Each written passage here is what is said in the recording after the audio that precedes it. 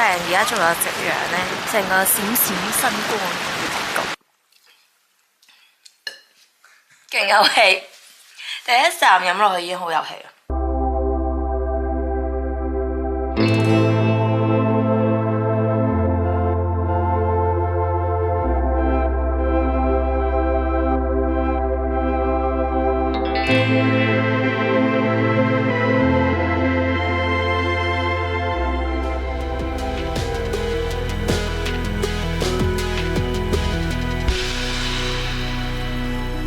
頭先就喺呢個冰川度行完我哋嘅南冰洞旅程啦。今日個天氣實在太好啦！而家咧已經3點半啦，你趕接住另一個行程，因為今晚咧就係要住呢個 Vik 維克鎮 VIK 鎮。啱啱完成南冰洞嘅旅程啦，我哋而家咧就去緊下一個景點就係 Diamond Beach 啦。今日咁陽光普照，一定會照到啲鑽石閃靈靈㗎。講翻啱啱個南冰洞 tour 咧，好彩呢度成團咧都係比較多 Asian 亞洲人，咁大家個步速都比較一致。如果咧多啲其他外籍人士咧，我驚擔心佢哋會行得好快。不過其實我哋個街會等埋我哋嘅，都幾好嘅體驗。但係冇想象中啲冰洞咁難，但係都 OK 啦。有人會帶你入去啲窿窿，因為呢個有時效性㗎，可能30年、40年之後就冇咗呢個地方，就要再行入啲㗎啦。或者30-40年啲人咧再 join 呢啲南冰洞啊嘅 tour 咧，你就要行咗成差唔多大半個鐘頭，你先至行到入去啲冰嘅地方，啱啱開始半冰爪嘅地方。其實有好多唔同嘅 tour 可以喺上面揾下都得，可以去 join。同埋尋日我哋嗰間酒店咧真係幾舒服，可惜冇試到佢嘅早餐，唔緊要啦。今日已經係第9日啦，仲有3日就喺冰島，真係過得太快，時日太快。我哋去行咗嘅冰川，其實基本上咧，佢帶我哋去啱啱一開始嗰個冰川嘅開端咧，就係尋日嗰個冰湖嗰度行到最尾嗰度。呢邊咧有2個停車場，一邊喺呢度啦。尋日要去 join 嗰個 Ice Luna 呢度，幾多冰？而家幾多冰？呢度要過橋，好多冰。就係冰川融咗嗰啲冰咧，一直流出嚟啦，就出咗嚟呢個 Diamond Beach。如果大家去 Diamond Beach 嘅話咧，咁可以拍呢一邊個停車場。好似要錢喎，呢邊。係啊。係啊。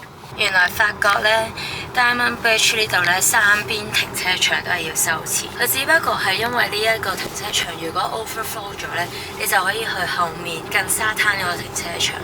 咁橫掂我哋啱啱 join 完南冰洞團未食嘢啦，咁喺度食咗嘢先。順便我哋參埋部 Tesla，之後再翻嚟呢個冰河湖呢個卡帕，發覺啲人泊咗啲電車位，叉電嘅位置。係咪想試呢個？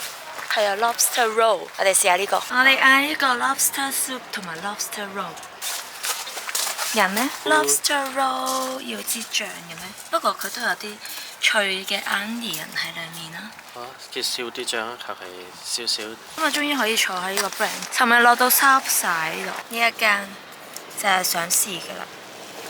佢真係有啲 lobster 喺裡面㗎，龍蝦仔仔。龍蝦仔仔應該感覺上好味過尋日食嗰間。仲有個 lobster roll， 今日終於可以喺度食飽啦，冇落雨啦。lobster roll，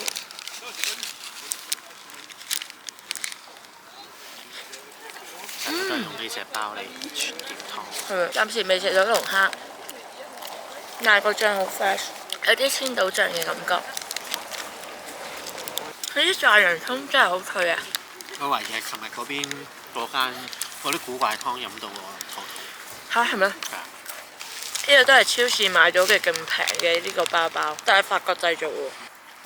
我試下先。呢真係好有龍蝦味啊！呢個真心喎，呢個好有龍蝦味。雖然就咁睇咧，好似稀啲啦，但係好過尋日嗰個落勁多香料，唔知做乜鬼。係咪真係啲蝦仔喺裡面？呢度嗰啲龍蝦咧好鬼彈牙，好味。推介呢一間，記得嚟食呢間 Lobster Roll 再 Anchor， 因為其實幾肚餓，因為我哋冇食早餐，同埋都幾好味。頭先個龍蝦卷好味，同埋龍蝦湯有蝦仔喺裡面嘅，真心推介，正呢個。但係其實價錢都唔平嘅，都成2000幾蚊一樣嘢。咁我諗到香港港幣嚟講都趁住仲有夕陽呢，我哋就去呢個 Diamond Bridge 再睇下啦。咁呢一度呢個3個停車場呢，其實都係俾一次錢就得㗎啦，同埋呢係可以排足全日嘅，即係你行走咗係啦，出入入都得，俾一次錢就得㗎啦，大家記得。嚟到 Diamond Bridge 呢邊呢都幾大風啊！咁啱呢，我哋 parking 呢隔離架車呢就係頭先南冰洞團其中一個女仔喎，原來佢哋自己 solo trip 嘅啫喎，自己揸車自己去，啱啱仲要帶晒腳架添，佩服！呢條橋呢後面呢，我哋尋日就去咗嗰個冰河，好大風，行過嚟呢就係呢一度啦 ，Diamond Bridge， 你見唔見到啲冰塊？大大小小嘅冰塊都係隨住呢個河流延伸到大海洋啦。到咗 Diamond Bridge 嚟睇下幾多 diamond 仲喺岸邊，好靚！而家仲有夕陽呢，成個閃閃生光嘅感覺。遠處見到呢度一大片白色嘅冰呢，就係冰川啦，係歐洲最大嘅冰川，亦都係冰島呢度最大嘅冰川，面積有8個香港咁大。呢度就係一堆冰，都係好靚。佢一直延綿伸展到呢度，即係佢每一年呢，就個冰川會後退75米。佢今日有講75，但係我唔記得係75米定每75次一咁少吧。所以咧，可能有30年、40年之後咧，呢個冰川就會慢慢越縮越細，越縮越細啊！你幻想一下呢個前面呢個冰川咧，過咗10年之後咧，就可能會慢慢退咗啦，就露出嘅山嘅表面咧，即係個地下咧，就會慢慢咁樣露出嚟。所以尋日咧，冰河湖嗰個人咧都有講，佢哋啲山咧係會越嚟越高嘅，因為露出嘅表層係會越嚟越多，隨住呢個冰川嘅融化。我而家就係記錄緊喺呢一刻2024年嘅冰川，可能10年之後睇到呢一條片咧已經冇咗㗎啦，呢一忽冰。估唔到行到嚟呢邊都仲見到冰川，果然係冰島最大嘅冰川。前面咧而家就日落啦，我哋第9日嘅冰島嘅日落。啱啱去完個 Diamond Bridge 啦，咁而家咧就係前往翻尋日去唔到嘅瀑布，一個玄武岩石流落嚟嘅一個瀑布啦，我覺得都幾型嘅。即係本身咧，我今日咧 plan 咗嘅行程咧係去一個叫做羽毛峽谷嘅。咁既然上次喺東面嘅時候都見到一個落雪嘅峽谷，因為時間咧唔許可我哋去晒2個，咁我唯有咧就只可以揀一個，咁我就揀咗呢一個瀑布啦。而嗰個峽谷咧就點解叫羽毛峽谷咧？就佢哋咁樣伸出嚟，好似羽毛咁樣啦個峽谷。咁所以我哋就捨棄咗呢個峽谷啦。因為之前幾日都去咗個峽谷咧，咪落晒雪嘅嗰個都幾靚。嗰個就係玄武石咁樣羽毛呢個咧，就落咗車之後咧就唔係好需要行啫，行10零分鐘。咁但係好似有個觀景台咁樣望過去，就睇到啲唔同 curve 嘅峽谷咁樣。咁我就去咗南冰島嘅旅程啦，仲有啱啱嘅 Diamond Bridge 啦，同埋而家接住會去嘅瀑布。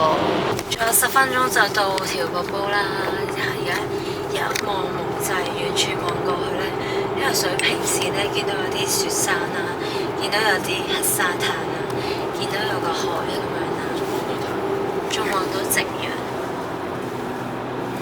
今日個天氣好好多，你睇下，好過尋日係落雨嘅。望到呢個牌啦，我哋尋日都係咁。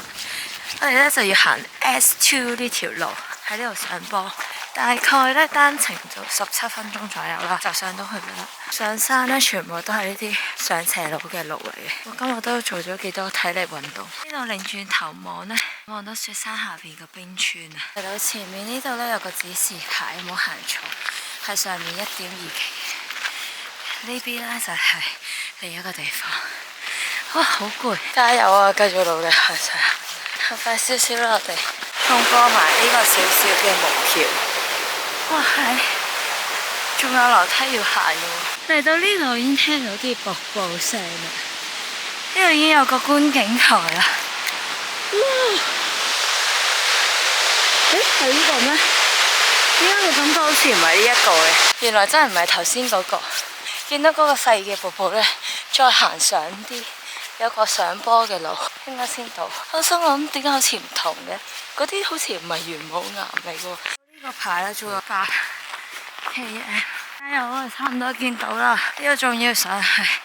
而我見到呢度就係瀑布啦，我哋就到啦，已經望到就條瀑布啦。救命！今日行咗5個鐘頭冰川，再行呢個真係攰到爆炸。終於行到上嚟，見到佢廬山真面目啦。瀑布嘅兩側邊咧都有玄武岩喺側邊，好攰。本身咧就 suppose 要行落去咧就係，但係咧由於呢個天有啲黑啦，所以就唔行。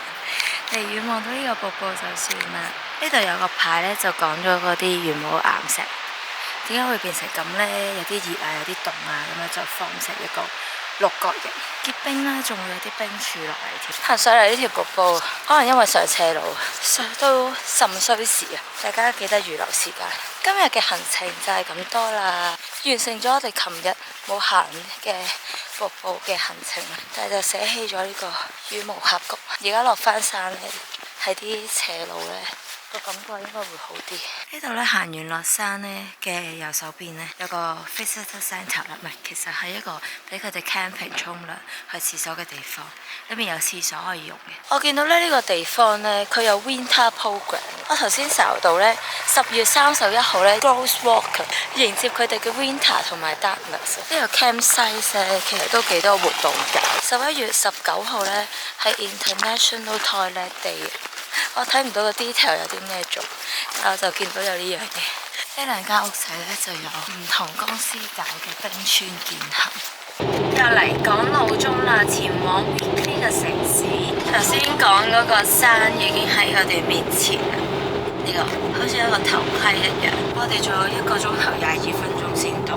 1 hour later。今晚就係住呢間 Back Bridge， 今日住呢個 suite。46號到啦。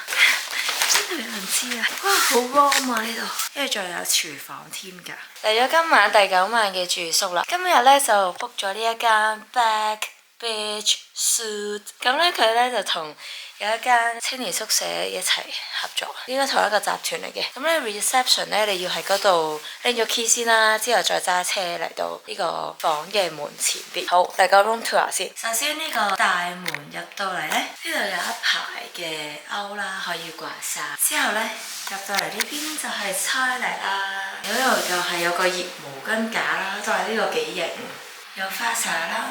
呢度都係齊全嘅3款。嚟到呢邊呢，就有個床啦，床嘅側邊呢，呢度就有個衣櫃，最緊要係有衣架，同埋都幾多，呢度都幾多間隔。餐台仲有個餐氈喺度添。嚟到呢邊呢，就有微波爐啦、多士爐啦，下面仲有呢個咖啡機啦。哇，都幾多級數俾我哋喎！哇，有鹽喎，海量嘅鹽啊！好，調味料都有㗎呢度。paper 又有啦，油都有啊！呢個重點。住咗咁多間，好似第一間係有油。呢度有2個電磁爐頭啦，佢哋呢度好中意用呢個茶嘅。有雪櫃啊！呢一間有雪櫃啊，仲有呢個。你啲咖啡咧可以落呢個咖啡伴侶奶精，仲有餐具，基本上所有嘢都齊全噶啦，連呢個切烚蛋都有。做呢啲咁樣嘅。哇！洗碗機最重要嘅有廚房，當然要有洗碗機啦。咁你洗完之後呢，就可以擺晒落去，有啲輕輕鬆鬆，全部都係黑色為主調，同埋配合呢個深啡色嘅木。呢啲嘢呢，其實擺得頗高嘅，睇我都掂唔到。原來下邊就係嗰啲 pan 喺度。呢一間嘢竟然冇焗爐，淨係得個微波爐。廚房嘅介紹就係咁上下啦。喺呢一個廚房嘅隔離呢，就有個出口，就係我哋嘅私人嘅露台啊。咁樣嘅行出去呢，就見到今晚有極光，但係我呢個鏡頭下你睇唔到。紫紫地添咗。係啊，真係喎，好靚啊！今晚嘅極光。A few moments later. 呢個鎮唯一一間嘅 supermarket 開到9點鐘，又嚟咗 supermarket shopping。發覺呢度呢好多新鮮蔬菜，我想買呢個，仲有好多呢啲腸，一隻味 mayo cream 魚。平時淨係睇到藍色呢一款，揀咗呢兩款味，一個今晚晚餐，一個聽日朝早食。其實有好多款，好多特別味。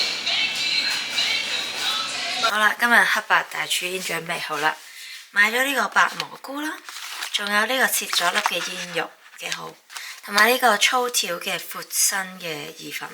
另外仲有2塊扒，補充呢個 protein 啊，蛋白質。會用翻呢個醬 tomato garlic onion， 外加2隻蛋，同埋我仲買咗呢個煙三文魚俾自己食。首先我切咗蘑菇先。唔得閒同大家講啦，完成啦今晚嘅晚餐，有呢個煙肉蘑菇闊條麵番茄味，另外有2塊嘅漢堡扒，同埋煙三文魚。飲品方面就有呢個冰島嘅國民飲品國民汽水啊，聽講呢個呢，汽水仲多氣過其他嘅汽水，橙味，真係好有氣喎。咦，佢好中意啲蓋，係啊，佢好中意咁樣，幾好，唔會唔見咗個蓋，幾好嘅設計。我倒出嚟我都 feel 到好有氣喎，成件事有少少橙汁嘅味道。等我試飲呢個橙汁，勁有氣。第一啖飲落去已經好有氣啦，好似冇乜甜味。即係唔似芬達。我想講呢個好飲喎，呢個真係有氣過所有飲過嘅汽水，真心。仲要個橙味呢，唔係假嘅橙味咁樣，即係佢比較少少酸，其實都唔係酸。我覺得佢幾好飲，似係果汁有氣嘅飲品咁樣咯。其實我見到佢有另一個版本嘅，有個 sugar free， 但係呢個唔係 sugar free 呢，都唔係好甜。如果 sugar free 嘅話，我唔知係真係有幾 free 啊。好啦，係咁多啦，要食飯啦，拜拜。夜媽媽又嚟食呢個 yogurt， 就係呢個士多啤梨白朱古力味嘅 yogurt。佢有齋士多啤梨㗎，但係我見到呢個我撈埋呢個可以試下，好多款唔同味嘅呢個牌子，國民牌子，冰島出品，必屬佳品。我之前呢就試咗 cream brulee 啦，我覺得好好食嘅其實。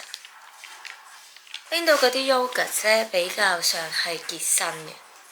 咁樣倒佢都倒唔出嚟，真係㗎，倒唔到出嚟，好實淨啊佢啲 yogurt。我而家試啦，喂點算啊？想講佢呢間公司所有 yogurt 都好好食，所有味道。呢個呢我咪話會有白朱古力嘅，真係有白朱古力粒喺裏面。另外個 yogurt 有啲口感，之前喺澳洲呢咪都食過嘅，一個咁樣 flip 過嚟嘅，有啲碎碎嘅 yogurt。澳洲嘅 yogurt 真係比較稀身，呢個幾挺身，唔會跌落嚟嘅。強烈建議大家嚟冰島可以試一試呢個，仲有呢個嘢飲，幫冰島呢個產品賣廣告，勁好飲咯！飲過有史以嚟最多氣最好飲嘅，最唔似汽水嘅汽水。我諗住買翻支翻香港，呢個就帶唔到翻香港，可惜。脆脆喺裏面。等我呢幾日每日食一個味，開箱俾大家睇。呢個牌子嘅 yogurt， 好味。我真係影到啦！今次而家，大家見唔見到啊？呢個鏡頭下邊呢，你就見到綠色嗰啲光。我而家肉眼睇呢，其實係白色咁樣。一層煙咁樣，但係真係好勁，哇，好靚啊！呢個 frequency， 記得 like、share、comment、subscribe 個 channel 啊！拜拜，拜拜，聽日再見。